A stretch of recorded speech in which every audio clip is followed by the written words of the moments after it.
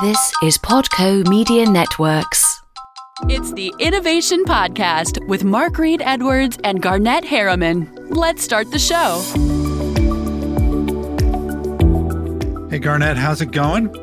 Going well. How about you over there in Boston? Things are good. It's a beautiful day today. But man, it's been months since we talked in this forum, and a lot since, think back to late February, early March, when we did our last episode of the second season. What has changed between now and today, between then and today?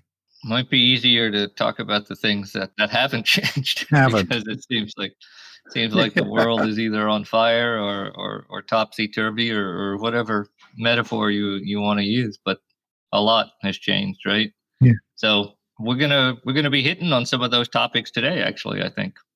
Yeah. Boy, with everything going on in the world, I think we have the perfect first guest for the first episode of the new season. Frederik Groce, principal at Storm Ventures and co-founder and board member at Black VC. Frederik, welcome to the iPod. Hey there. It's an absolute pleasure to be here today and to kick off a new season. Yeah. And excited to chat about a number of these issues that are certainly creating an interesting business environment for tech companies and startups alike. To say the least. Yeah. Can you share your background, Frederik? Yeah. No, happy to. So as you mentioned, I'm a principal today at an early stage focused B2B venture fund called Storm Ventures, where I've been for almost 5 years. And prior to being here on the venture side, I actually ran a nonprofit for a number of years that operated at Stanford, believe it or not, to support student entrepreneurs on campus and students generally who were just interested in gaining a hands-on business experience. Yeah. Got to do that. And that's in many ways what sort of gave me more exposure to tech startups and put me on a path to end up in the whole venture landscape personally. Is that Stanford Student Enterprises? That's right. Yeah, it's actually funny because Stanford Student Enterprise has been around for many, many years. Actually, it predates California's nonprofit laws even. So it's almost as old as the university, largely because it's the business side of the student government. So it's there to ensure the longevity and the independence of student government and campus. So our job is to make money, to make sure student life constantly has representation. Yeah. You have had a meteoric rise at Storm Ventures. Started as analyst, you moved up to associate, senior associate, and now you're principal. Can you tell me about that journey and also tell us about Storm Ventures itself and what your current focus is? It's been one heck of a ride, to say the least. And look, for me, it's been a journey of just growing. When I came into venture, as I mentioned, I was coming from this unique background where I had this operating experience running a nonprofit that sort of was touching the tech ecosystem with the incubators and accelerator programs we ran. Coming in, it was a lot of sort of just absorbing information left and right, understanding venture capital as an industry, how Storm Ventures operated within that ecosystem. And then once I started to get that experience under my belt, I was able to start to utilize it to move upwards, to begin providing more and more value to the firm. And because I was providing sufficient value to the firms, the companies were investing in and bringing in great deals, my partners felt like it made sense consistently to promote me and move me upwards. And so, as you put it, meteoric is one way of putting it. I think of it more around just, hard work and putting one foot in front of the other. But, I also have to give it to my partners, right? Storm is led by Tae-hee Nam and Ryan Floyd, who both founded the firm, along with a few other gentlemen. And, they've been sort of, consistently adamant about investing in people that are growing and able to provide value to the firm itself. And so they've invested in me. And, at the end of the day, we're looking to invest in early stage B2B startups that, are looking or have found what we call go-to-market fits. And so what that really means at the end of the day is that they have found product market fit, and they're now in this phase of the company where they're looking to build out a process that allows them to scalably and efficiently add new customers to the business. And we like to come in and invest when companies have about $1 million of revenue and then help them scale that revenue over time and prepare them for the next round of financing. And so that's generally where we like to play. And And the firm's been doing this across 6 funds for over 20 years, believe it or not. So it's, we're not the new kids in the block anymore, even if I'm one of the newer kids in the block. Yeah. Having worked in B2B for most of my career, I think it's a fascinating area that often gets overlooked as a cool area, but a lot of cool things can happen there. I couldn't agree more. You're right that for a long time, and certainly when I was in early venture, consumer investing was sort of maybe the more interesting space for a lot of people, particularly a lot of young people. But from my standpoint, I think the B2B space has such a broad aperture and impacts so many different industries uniquely. It's, I think, a very interesting space. And our job is to find inefficiencies out there and understand how technology can help make those inefficiencies more efficient, help people do more and empower them, and ultimately to solve big problems. And I think, we're seeing COVID right now arguably creating this unique environment where you're accelerating the digital transformation in almost every business. Yeah. And it's been very interesting to be front and center kind of in the passenger seat, as so many of our portfolio companies have been sort of, trying to utilize this period to continue to grow their businesses and accelerate and help their customers be successful as they adopt to a new working environment. Yeah. So let's talk about that. How's your pandemic been going? How's anyone's pandemic been going? It's been one, call it big question or fire put out by another fire, followed by another one. And unfortunately, I mean that both quite literally here in California with the wildfires we've been having. Yeah. But look, I mean, it's been a dynamic period, whether that was the start of this period with all the confusion that I think PPP created, and whether it made sense for tech companies or not, or startups and small businesses, how to navigate that environment, to replanning and thinking about, what is the demand going to look like for different products as, COVID and people work from home impact businesses outside of just the hospitality and travel spaces. And so I'd say, look, it's been a period where we're asking a lot of questions where the sand, but our feet is shifting constantly. And we're just trying to, not freak out, but be patient, but also be, purposeful and make sure we have solid plans for how to react quickly. Because in periods like this, it's going to be about the speed by which you can react to the environment, but that doesn't mean you pull that trigger, without having a clear understanding of what should cause that trigger to get pulled. Yeah. So what's the state of investing today? We're 6 months, 7 months, whatever it is, into the pandemic, and there's been so much unrest. What's the state of investing right now? Yeah, investors, we're out here. We're still investing. It's funny, even with all the macroeconomic questions that are happening with, in the United States here, at the early stage ecosystem, we're still actively looking for deals. We're actively investing in companies. I wouldn't say that the pace has shifted all that much. I think there's a more concerted focus increasingly on cash efficiency and how you utilize money. And so call it burning money for growth at all costs is certainly evolving and shifting. But that's been something that a lot of investors have been thinking and wanting to see happen for a long time anyways. I think what is unique right now is that we're in this period where valuations of private companies have still started to creep up, and the multiples investors are paying are quite high. And I think right now that's largely because you have a lot of large funds, a lot of funds, period, going after the same sets of deals increasingly. Because if you have a great looking business right now, a lot of people want to put their money or park it in great businesses. And that was always true, but it's probably even more true right now with the uncertainty happening. And so if you've got a good performing business, I mean, it's a great market to be fundraising in, weirdly. Yeah. I want to ask about your process and how have you started any deals and closed any deals during the pandemic without meeting anybody in person? Yeah, at the firm we absolutely have. And, we were lucky that we had done that once prior, before COVID, a few years ago in an Atlanta-based company. So we at least internally had some, call it muscle memory on how to navigate that process. And granted, that was a unique situation where we just had a time clock where we really couldn't fast enough to, get the time to go meet those founders in person. But, since COVID, has sort of become, like the key part of the business environment. We've invested in 3 companies, 2 of whom we had not met the founders in person yet.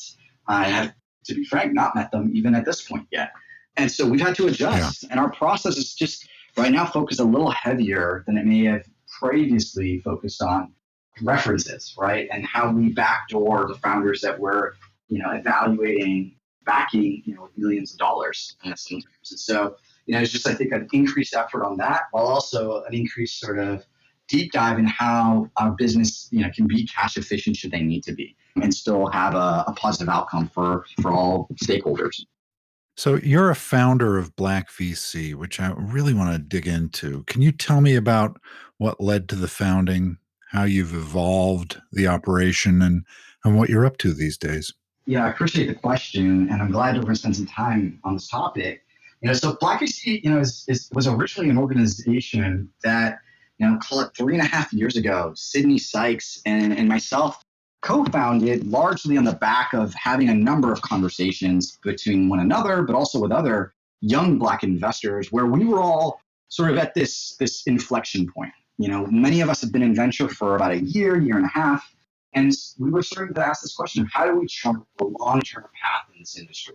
Venture is a really unique industry as compared to a lot of other industries because it relies so heavily on a mentorship model between sort of partners and junior investing professionals. Right. And it's a cottage industry. So many funds do things very differently from one another. And what we were trying to figure out is, okay, what are the things we're missing, right? Like, what else are we not learning that might be key to, say, NEA's model of investing versus Storm Ventures models of investing, or General Catalyst's format and how they think about deals.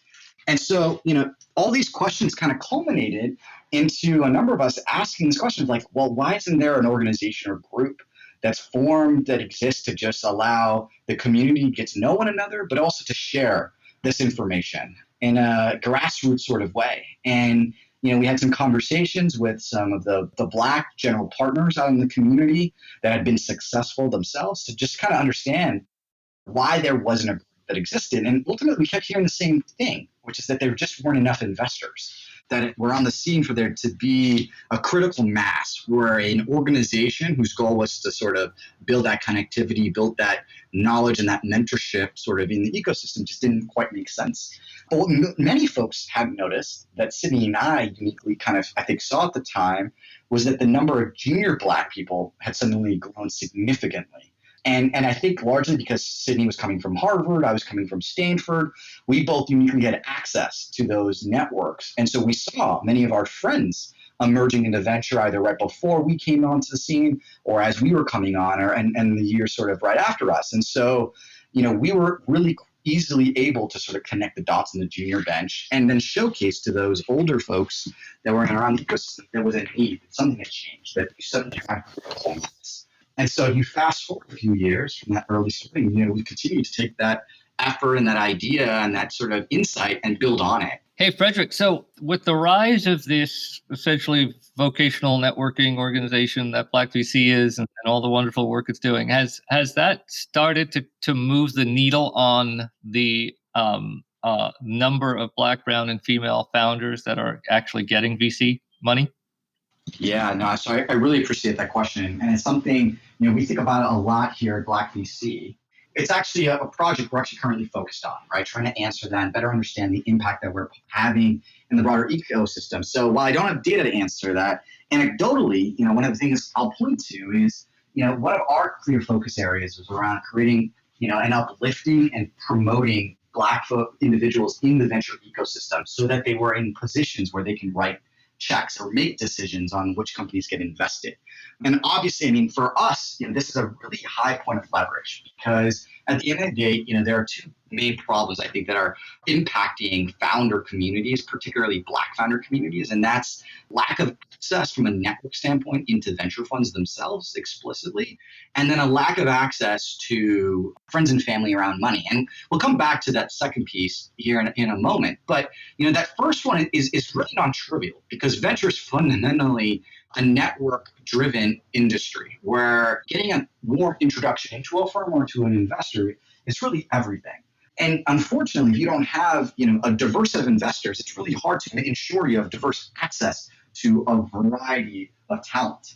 And so one of our focuses has been around how do we develop the Black community on the venture side to move and be in positions where they can utilize their influence or access to check writing abilities to invest in founders within their communities, but also founders that they're just excited about fundamentally.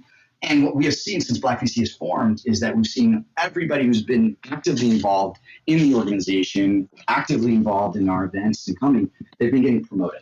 And I think that's a key area, that for us, we look at a lot, because that promotion means that those individuals are one step closer to being able to be a key part of the solution to this problem around the network challenges.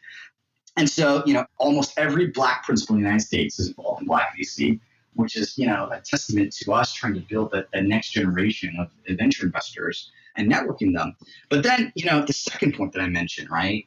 The network versus the friends and family round. One of the key things we try to do is advocate for the challenges that Black founders are experiencing and facing, right? We can't invest in all of them.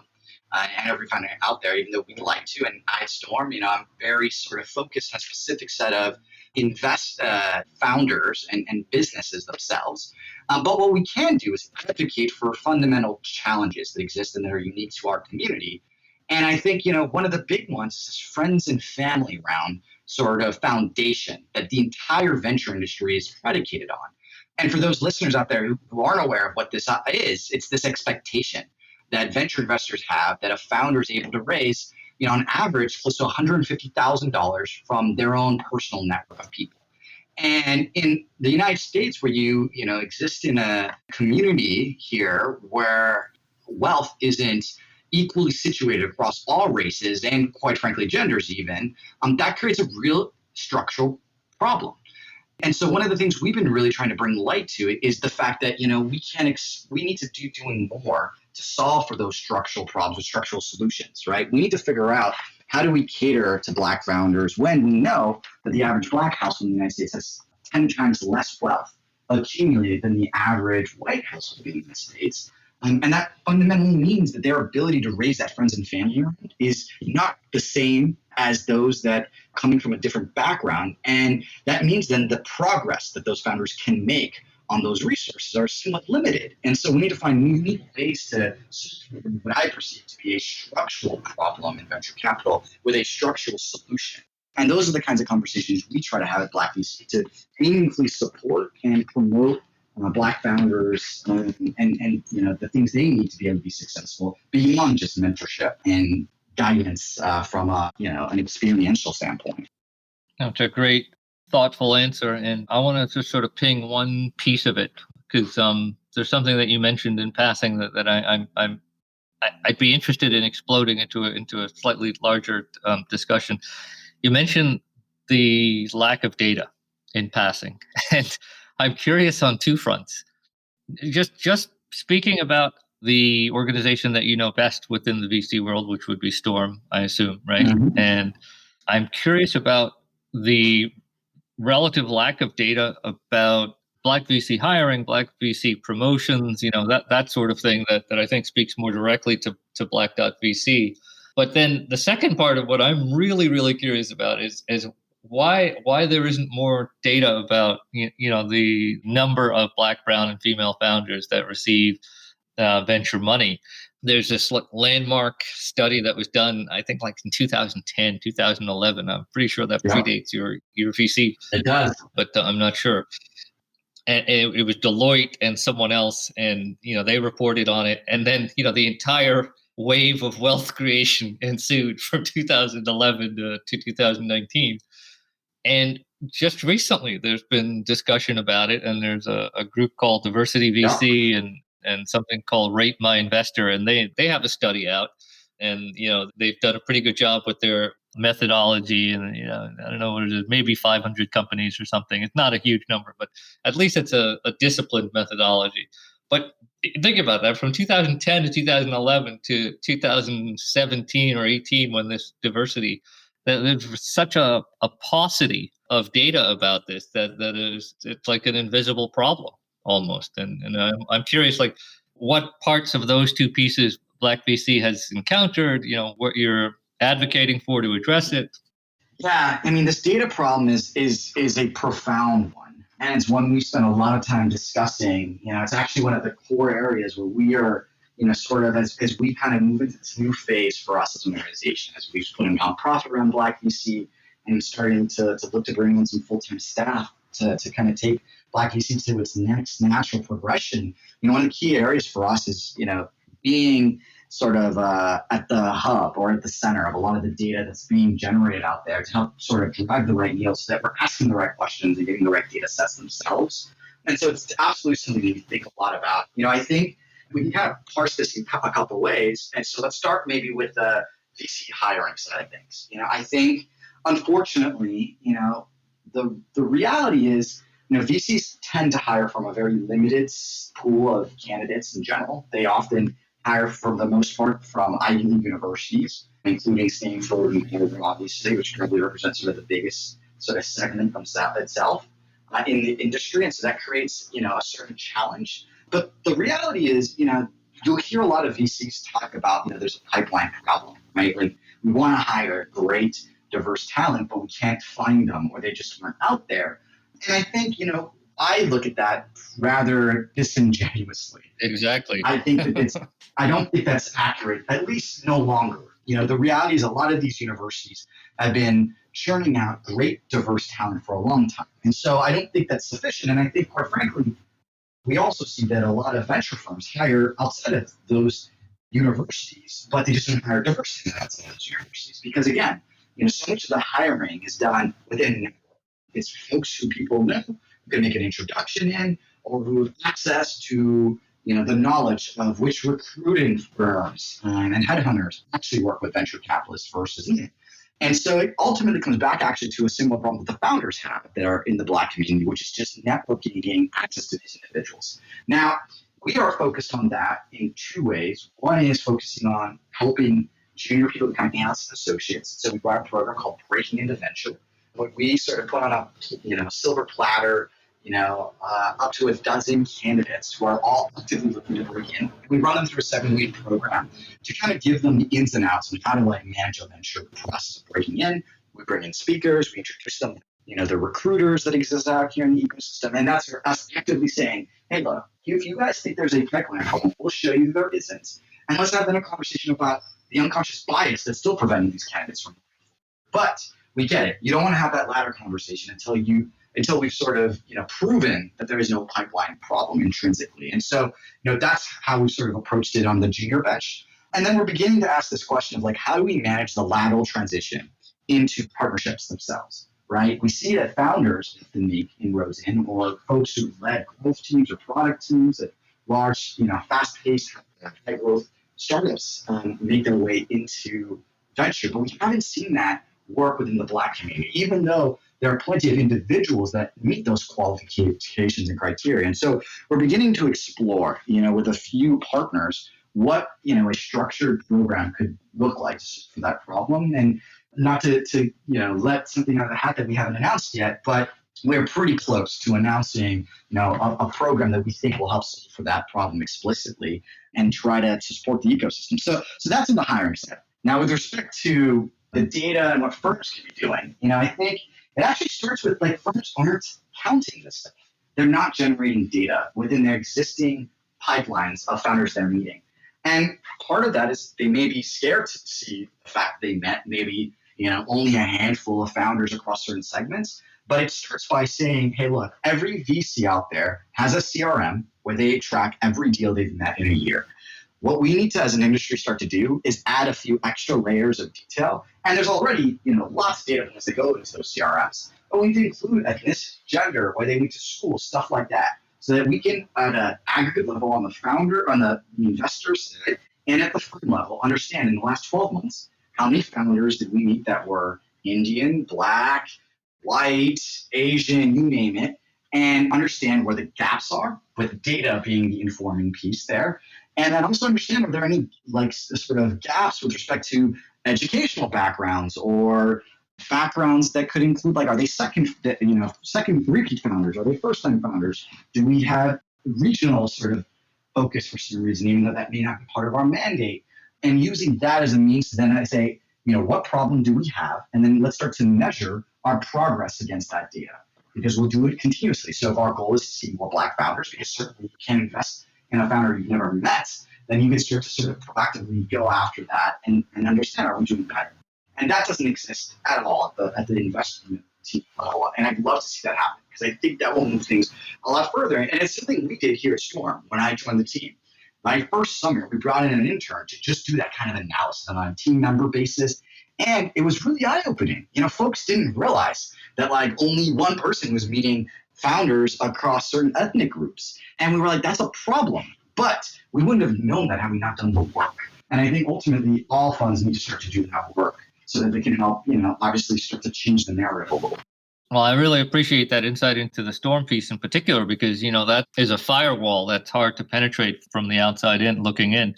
I'm curious whether that ends up becoming, and practices like what you just described and processes like what you just described ends up being among a list of best practices that VC funds adopt. I'm hopeful. I'm not overly optimistic in the short run, but I'm certainly hopeful over the longer run. Mark, back to you. Yeah, Frederik, this has been a fascinating discussion so far, and I've just got a couple more questions. I want to learn about the We Won't Wait event. Can you tell me about that? Yeah, so, right after, the tragic murder of George Floyd, we here at Black VC, so 32, broadly speaking, leaders across the organization, we were sitting there and sort of reflecting on the tone that we were seeing on Twitter and social media from our industry, right? Tech executives, venture capitalists. And what we realized was that it seemed like there was a disconnect. Everyone was pointing to how, horrible this could be, and that something like this could happen in America. And unfortunately, within the Black community, it was sort of, oh, well, welcome to the party. We've been talking about this. This has been part of our existence for since we can think, we remember. But more importantly, what we realized is that there wasn't any sort of reflection yet around how do these same dynamics play out in our industry, in our field, in business, right? And granted, we're not talking about necessarily the brutal murder of an individual, but rather how race and ethnicity can impact both consciously and unconsciously your experience in the worlds of tech here. And so, we put this event together. We had over 7,000 individuals engaged with us, both live and right after the event. And it was really an opportunity to share stories from peers, right? And how they've engaged or struggled with racism in this industry or in their lives. And, I think for a lot, it was eye-opening, because I think, hearing someone someone you respect, explaining how they've been, treated poorly just because of the color of their skin, or the unique challenges they experience, or the thoughts and the doubts that they are constantly struggling with. It was a cathartic, I think, moment for our community and the Black community here, but also I think an eye-opening moment for venture capital firms and founders alike. And it's really helped to generate and sustain this conversation. What can we be doing here? And how do we start to think about the privilege we all have as technologists, and how do we utilize that knowledge and privilege to help make the world a better place ultimately? And so the real goal there was to shine a mirror and a light into the venture ecosystem and tech around, where our shortfalls, our issues are with respect to, how we treat Black persons here. And then also begin to have a conversation around, what can we do moving forward? How do we support one another? And also be very clear about the fact that it's, 2020. It shouldn't be that 60 years after the Black community got the right to vote in this country, that we should still be struggling with fundamental issues around access and being treated and equal, as equals, but more importantly, having an equal opportunity to be successful and to be bet on, which ultimately is what we're all about here in venture, betting on people so that we can drive great returns and ideally create a better future, whether that's socially, economically, or in any other way you might sort of define that. I know that one of my clients is one of the largest companies in the world, and I know that they have inside that company have had many discussions about Black Lives Matter and the impact on it on their employees. And couple that with the kind of recognition that everyone's a human being that has families. And now that they're working at home, they have to kind of juggle all kinds of things. How does specifically Black Lives Matter being discussed in tech and in corporate America, how will that affect civil rights, do you think? Yeah, so I think ultimately it's about an understanding and a transition from this notion of, hey, I'm not racist, and the individuality around racism and prejudices, right? And I don't think anybody here around the table at Black VC is explicitly trying to state that, on the other side of the table is, a card-carrying KKK member, so to speak, right? To go for the extreme. But that does not mean that there aren't sort of structures that have benefited people differently. And I don't know that we as a country have evaluated those structures in business fully.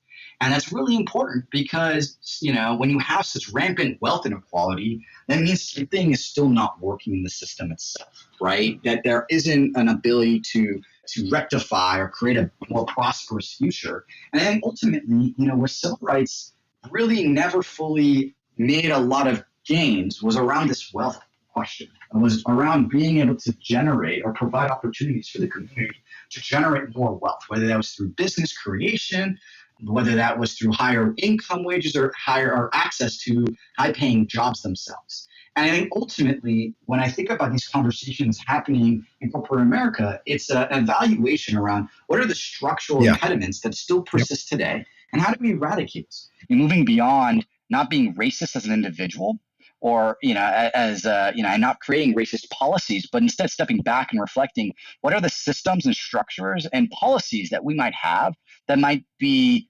impacting races and groups differently themselves. And it's that reflection that causes or allows us to build or an understanding around what can we be doing to be anti-racist, to proactively break down barriers of entry. And part of that means acknowledging, that people have different realistic backgrounds, experiences, and that we don't all start at the same spot in the race. Some people are starting further ahead than others, and we need to make sure that we're creating opportunities for people to catch up with one another ultimately so that they have equal access to prosperity.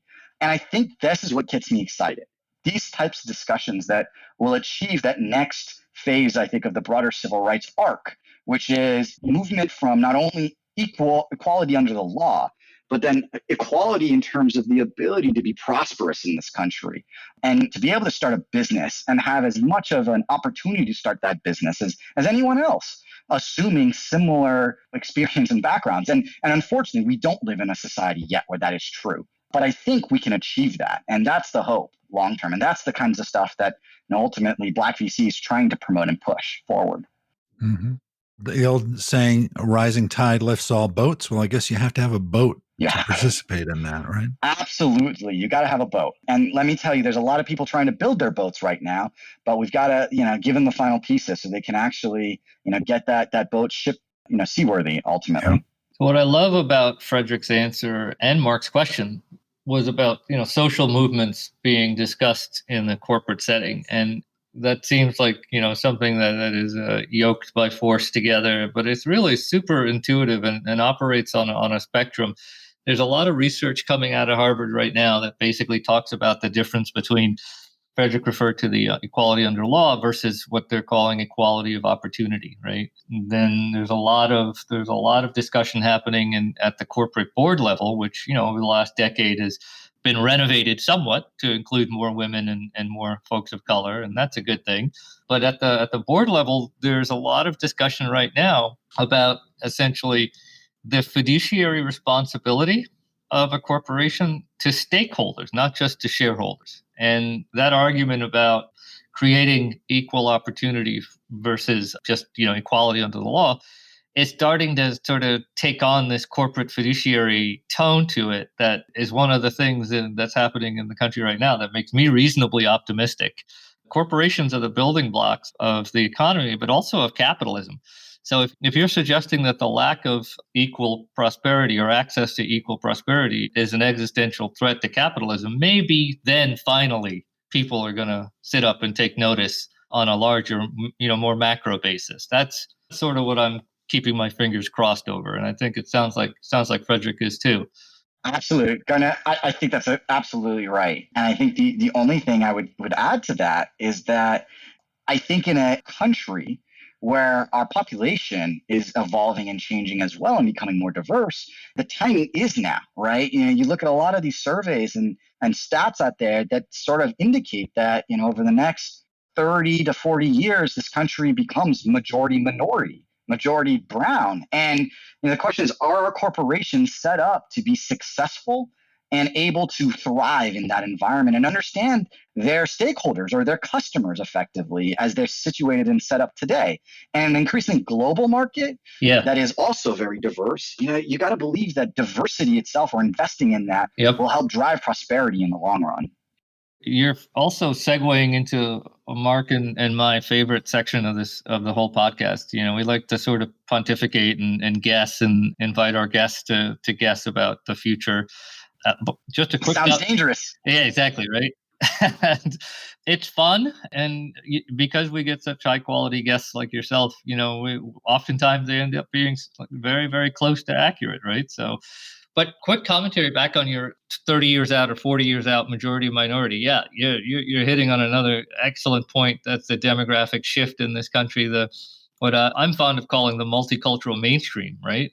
When the world is brown and black, predominantly, then are institutions, economic and corporate and otherwise, set up to actually deal with that? And the answer is currently not, but it seems like the discussion is moving in the right direction. 2045, when the census is actually projected to be, majority minority, it's a short period of time away. It's basically two VC fund vintages, right? So that's right. And that's going to be interesting. I'm curious whether you've seen any, there are folks out there like Robert F. Smith talking about moving 2% of assets to banks, black-owned banks, and that's fucking awesome. That's a genius macro solution. Personally, I feel like it's only half the battle, because that speaks to things like home ownership, and it speaks to things like, local small businesses. The other piece of it is moving corporate assets into VC, black-led or minority-led VC funds. And I'm curious whether we could wind up this podcast with any sort of high-level strokes of genius or flights of fancy or whatever you want to call it, the solutions that you have to this notion of being able to move more corporate assets into black-led VC funds. Mm-hmm. Yeah, I mean, look, the reality right now is that there aren't a lot of black led VC funds. There are a handful, but the vast majority have not been able to raise large sums of capital. And that's right. Raising capital as a black GP is anything but easy for all the same problems we've talked about already, right? Lack of access to the networks. It's a family office ecosystem that often allows you to launch a fund. And that can be a fairly opaque ecosystem. And let's be clear, it's not a very diverse ecosystem as well, right? And so there are a lot of barriers to that. I do get excited when I see corporations trying to lead across some of these areas. And I think part of this is actually more than just corporations leading here. And I think we'll continue to see them, like Google Ventures and Alphabet have backed Low Tony with Plexo Capital and his model, and continue to sort of focus there. And they've obviously been leaders within their own firms as well, hiring black talent. And so, natural extension for folks like them. But I think, what I'm really optimistic about and hopeful about is that LPs, particularly on the public pension fund side, which, is really, endowments and public pension funds are really what drive the capital in this ecosystem more broadly. I hope that we'll start to have a more nuanced conversation about where that capital actually ultimately is coming from. And when it comes to public pension funds, and pension funds broadly, these are, your average Joes, right? And average Janes, and they're as diverse as the United States is. And the public pension funds, they're even disproportionately diverse a lot of times, because government jobs have oftentimes been some of the first ecosystems that, well-paying jobs were accessible for the Black community. And unfortunately, right now, we're in a dynamic where the retirement wealth, these communities, aren't being, invested or stewarded by their own communities or members from their community. Yep. And that also means the dollars aren't being reinvested in those communities themselves. And I hope to see that we start to do more of that we start to add that lens and layer, because it might be that Frederik out there that lives in Toledo, Ohio, might want his retirement income being utilized to invest in Toledo, Ohio, in his community, which might very well be a Black community. And right now, that's not happening. And if you were to sort of level this up a minute, what this is really about is how do we ensure that the dollar takes multiple turns in the community before it exits the community. And every turn that it takes in the community is an opportunity to help support, empower, and enrich that community. And right now, we live in an era where, the dollar in the Black community exits that community almost immediately. And that's by design in many ways, right? I mean, Black individuals throughout America's history haven't been in positions of ownership. And so they haven't been in positions where they could unilaterally sort of, be part of that value creation chain. And so that dollar has exited the community almost explicitly, whether that was through sharecropping, even before that, when they didn't even have access to the dollar via slavery. And that has continued to this day. And we need to find ways to, in creative ways, reinvest in those communities. And if you look at other immigrant communities, they do a really good job of ensuring that the dollar takes a couple turns before it exits and leaves. And I think really, I ask this question all the time, how do we achieve that? And how can tech and venture capital be a mechanism to help promote and facilitate that? Because we're a new asset class. We're the young kids on the block. And, we're one of the asset classes that is impacting and will continue to impact the future of this economy in profoundly unique ways. And if we can't figure it out, that's a depressing world to live in, I think. But the good news is I think we can figure it out. And I think there's more willingness than ever to try to figure this out and drive to those solutions. And we just need to think about things equitably across the board and how these systems themselves have direct, but sometimes also indirect consequences. And it's our job to be on top of that. And so, that's what I think about when I think about sort of the limited partner ecosystem and how the money, can more equitably flow to, Black GPs. It's the reason that it needs to exist beyond it just being good and the right thing to do. It also has a real economic impact to those communities themselves. So I want to I've enjoyed this conversation immensely. I want to invite you for a second turn at this at some point in the near future, and also leave a bug in your ear or a thought item about what we might discuss in the future. And it's a segue from your excellent commentary on Alphabet. Alphabet continues to astound me, like how ballsy they are on walking the talk, I guess would be the right way of looking at it, right? Unlike certain other mega corporations that begin with an A and stuff like that. I'm just constantly amazed at Alphabet and what they've done. You mentioned Low Tony, and that's one example, but they just did something really unique that I think is going to end up being discussed a lot more over the next couple of years. They issued this $10 billion ESG or sustainability or green bond in common parlance. And that's not new in and of itself. It's been around for a few years, and in Europe, it's very popular and this sort of thing. But Google did something with this version of it, which was wildly oversubscribed, which is interesting at 10 billion, 2.25% coupon. But they set aside a certain amount of that 10 billion for social causes, not for climate, sustainability, environmental causes. And the bug I want to plant in your ear is what happens when there's a world where many corporations in the Fortune 500 are issuing these types of ESG bonds and using some of those proceeds for things like funding Black funders. Maybe we'll leave it there at the moment. But what a wonderful conversation with Frederik Groce of Black VC and Storm Ventures. Well, thank you both for having me and for participating in what I believe has been, just an incredibly dynamic conversation and just a fun one to have too. I mean, these are issues that, obviously I think a lot about, but also, issues that I'm hopeful a broader set of audience members can engage with, because I think it requires an informed and engaged group of people more broadly that will drive the change ultimately. Because I think when good people hear these things, good people want to drive change. And, ultimately we're seeing that. And I think whether Black Lives Matter is able to achieve more equity for folks will depend on whether we as a community of peers are able to continue to uplift the voices out there and just have hard conversations. These aren't fun for a lot of folks, but they're important to have. And so thank you both for utilizing your platform here to have this conversation. And Frederik, I know you've been getting the word out, because when we were planning these episodes for the next season over the summer, I turned on CNBC and there you were. And I said, I know that dude. We've got to have him on the podcast. And here you are.